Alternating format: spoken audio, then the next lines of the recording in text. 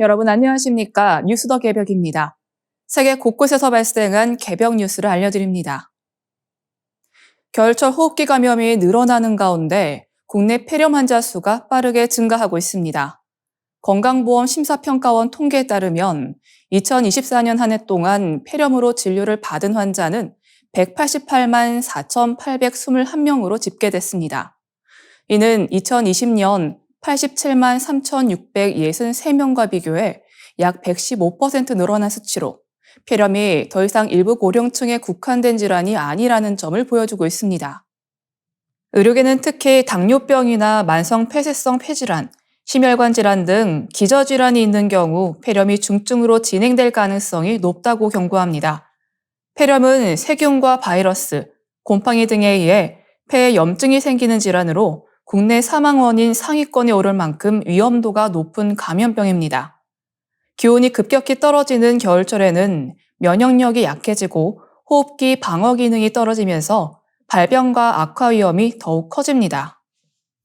초기 증상은 기침과 가래, 근육통 등으로 감기나 독감과 유사해 방치되기 쉽습니다.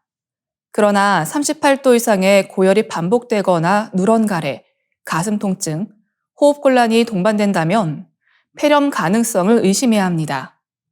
치료 시기를 놓치면 폐 기능 저하를 넘어 전신 합병증으로 이어질 수 있어 조기 진단이 무엇보다 중요합니다. 기저질환자에게 폐렴은 단순한 호흡기 질환에 그치지 않습니다. 당뇨병 환자는 면역세포 기능이 떨어져 감염 위험이 크게 높아지고 회복 기간도 길어지는 경향이 있습니다. 만성 폐쇄성 폐질환 환자는 이미 약해진 폐 기능으로 인해 폐렴 발생 시 호흡부전 위험이 커지며 사망률도 상승합니다. 심장질환이나 만성 콩팥병 환자 역시 전신 염증 조절 능력이 저하돼 중증 폐혈증으로 진행될 가능성이 높습니다. 한림대 동탄 성심병원 호흡기 알레르기내과의 강혜린 교수는 기저질환이 있는 환자에게 폐렴은 회복이 늦고 합병증 위험이 높아지는 전신질환으로 발전할 수 있다며 기침이나 숨참 증상이 평소보다 심하거나 며칠 이상 지속된다면 단순 감기로 넘기지 말고 진료를 받아야 한다고 강조했습니다. 전문가들은 겨울철 예방관리도 중요하다고 말합니다. 외출 후 손 씻기와 마스크 착용 같은 기본적인 위생수칙을 지키고 개인의 건강 상태에 맞춰 독감 백신과 폐렴 구균 백신 접종 여부를 의료진과 상담하는 것이 도움이 될 수 있습니다. 폐렴은 빠른 대응이 예후를 좌우하는 만큼 특히 기저질환이 있는 경우 증상 변화에 각별한 주의가 필요하다는 지적입니다. 필리핀 중부 세부에서 발생한 대규모 쓰레기 매립지 붕괴 사고의 인명피해가 계속 늘고 있습니다. 현지 경찰에 따르면 세부시 비날리우 마을에 위치한 쓰레기 매립지 붕괴 현장에서 현재까지 시신 28구가 수습됐고 계속 늘어날 전망입니다. 이번 사고는 지난 1월 8일 약 20층 높이로 쌓인 거대한 쓰레기 더미가 한꺼번에 무너지면서 발생했습니다. 당시 현장 인부와 인근 주민 등 50여 명이 매몰됐고 이후 구조 작업이 이어지고 있지만 유독가스가 발생하는 불안정한 쓰레기층과 추가 붕괴 위험 탓에 수색은 매우 더디게 진행되고 있습니다. 세부시 당국은 300여 명의 인력과 대형 크레인을 투입해 조심스럽게 잔해를 제거하고 있습니다. 사고가 발생한 매립지는 주거지역과 인접해 오랫동안 악취와 수질 오염, 교통체증 문제로 민원이 끊이지 않던 곳입니다. 특히 산사태 위험이 큰 지형에 위치해 있었음에도 쓰레기가 처리 없이 계속 쌓이며 사실상 거대한 쓰레기 산으로 방치되어 왔다는 점에서 관리 부실에 따른 인재라는 비판이 거세지고 있습니다. 세부시 시의원 조엘 가르가네라는 붕괴한 쓰레기 더미의 높이 자체가 이미 명백한 위험 신호였다고 지적했습니다. 이번 사고는 2000년 200명 이상 숨진 마닐라 인근에서 발생한 파야타스 쓰레기산 붕괴 참사 이후 제정된 생태적 고형 폐기물 관리법을 정면으로 위반했다는 지적도 받고 있습니다. 해당 법은 노천 매립과 혼합 폐기물 매립을 금지하고 있지만 이 시설은 위생적 매립 기능을 사실상 상실한 상태였습니다. 그럼에도 불구하고 제재 권한이 중앙정부에 집중돼 있어 지방정부 차원의 실질적 조치는 이뤄지지 못했습니다. 페르디난드 마르코스 대통령은 이번 사고를 책임있고 투명하게 조사하겠다고 밝혔으며 라파엘 로틸라 환경천연자원부 장관은 장기적인 폐기물 관리 대책 마련을 지시했습니다. 다만 매립지 운영 중단으로 하루 500에서 600톤에 달하는 세부시 쓰레기 처리에도 비상이 걸린 상황입니다. 1월 말 필리핀 3대 축제 중 하나로 꼽히는 세부 시눌로그 축제에 수백만 명의 인파가 몰려 쓰레기 발생량도 평소에 거의 2배로 늘어나게 됩니다. 시민사회단체와 환경단체들은 이번 참사가 필리핀 폐기물 관리 시스템의 구조적 한계를 드러낸 사건이라며 근본적인 개혁을 촉구하고 있습니다. 향후 10년간 전 세계 베이비붐 세대 자산가들의 대규모 자산 이전이 본격적으로 시작될 것이라는 분석이 나왔습니다. 수십 년간 축적된 막대한 부가 자녀 세대로 이동하면서 글로벌 부동산 시장의 구조 자체가 재편되고 있다는 평가입니다. 월스트리트 저널은 1월 16일 고급 부동산 중개업체 콜드웰 뱅커 글로벌 럭셔리 보고서를 인용해 순자산 500만 달러 이상, 전 세계 자산가 약 120만 명이 향후 10년간 총 38조 달러, 우리 돈으로 약 5경 6천조 원이 넘는 자산을 자녀에게 물려줄 것으로 전망된다고 전했습니다. 이 가운데 핵심은 부동산 상속입니다.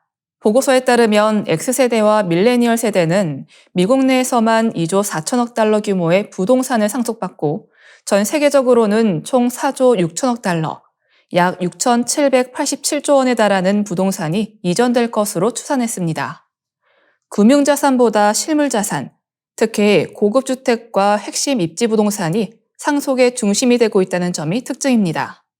월스트리트 저널은 베이비붐 세대와 그 이전 세대가 역사상 유례없는 개인 자산을 축적해왔으며 이제 그 자산이 본격적으로 다음 세대로 넘어가면서 하이엔드 부동산 시장에 직접적인 영향을 미치고 있다고 분석했습니다.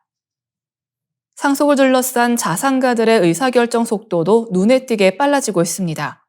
정식 상속 시점까지 기다리기보다 자녀를 일찍부터 상속 논의에 참여시키고 고액의 부동산 매입과 처분 결정을 앞당기는 사례가 늘고 있다는 것입니다. 특히 최상위 부유층에서는 부모가 생전에 고급 부동산을 자녀 명의로 매입해주는 흐름이 뚜렷해지고 있습니다. 이 같은 변화는 미국 뉴욕 맨해튼 부동산 시장에서도 확인됩니다. 현지 중개업계에 따르면 과거에는 25세에서 30세 자녀를 위해 300만에서 500만 달러 수준의 아파트를 사주는 경우가 일반적이었지만 최근에는 1,500만에서 3천만 달러, 하나로 200억에서 400억대 주거용 부동산을 매입해주는 부모들도 나타나고 있습니다. 반대로 관리비와 상주 인력이 필요한 대가족용 대형저택은 젊은 상속인들에게 부담이 되면서 시장에 매물로 쏟아지고 있습니다. 월스트리트 저널은 부해이전이 고급 부동산 시장의 수요와 공급 구조를 동시에 흔들고 있다고 짚었습니다.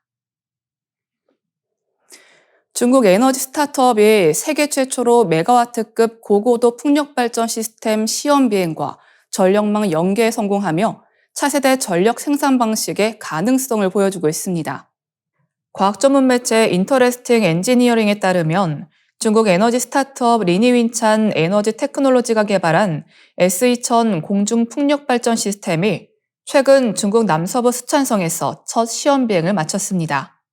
이번 시험은 지난 1월 11일 진행됐으며 S2000은 약 2000m 고도까지 상승해 총 385kWh의 전력을 생산하고 이를 지역 전력망에 성공적으로 공급했습니다.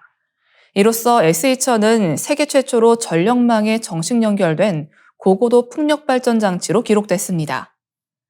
S2000은 헬륨을 채운 비행선 형태의 부유식 풍력 발전 플랫폼으로 외관은 대형 비행선을 연상시킵니다. 길이 약 60m, 폭과 높이는 각각 40m에 달하며 덕트형 구조 안에 12개의 풍력 터빈을 배치해 고고도의 강하고 일정한 바람을 효율적으로 포착합니다.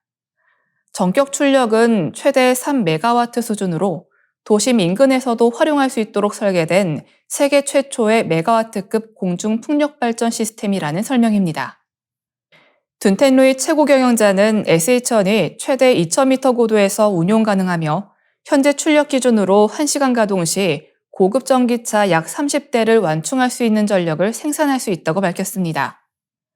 실제 시험 비행에서도 약 30분 만에 목표 고도에 도달한 뒤 발전 장비를 가동한 상태로 안정적인 비행을 유지했습니다. 기술 책임자인 웡항커 최고 기술 책임자는 헬륨 기구를 이용해 비교적 가벼운 발전 장치를 대기 상층부로 띄우는 방식이라며 지표면보다 훨씬 강하고 일정한 바람을 활용할 수 있다는 점을 강조했습니다. 생산된 전력은 케이블을 통해 지상으로 송전되며 전력망이 닿지 않는 국경 지역이나 오제 독립전원은 물론 기존 지상 풍력 발전을 보완하는 3차원 에너지 공급 체계 구축에도 활용될 수 있다고 설명했습니다. 이미 회사는 SH천의 소량 생산에 착수했으며 해안도시와 고산 지역을 중심으로 도입 의향서도 체결한 상태입니다. 중국 관여 영자지 글로벌타임즈는 이번 성과를 두고 하늘을 나는 발전소 시대의 본격적인 출발로 평가했습니다. 다만 일부 전문가들은 기술 안전성과 비용 효율성에 대한 추가 검증이 필요하다고 지적하고 있습니다. 이상으로 뉴스 더 개병 마치겠습니다. 시청해주셔서 감사합니다.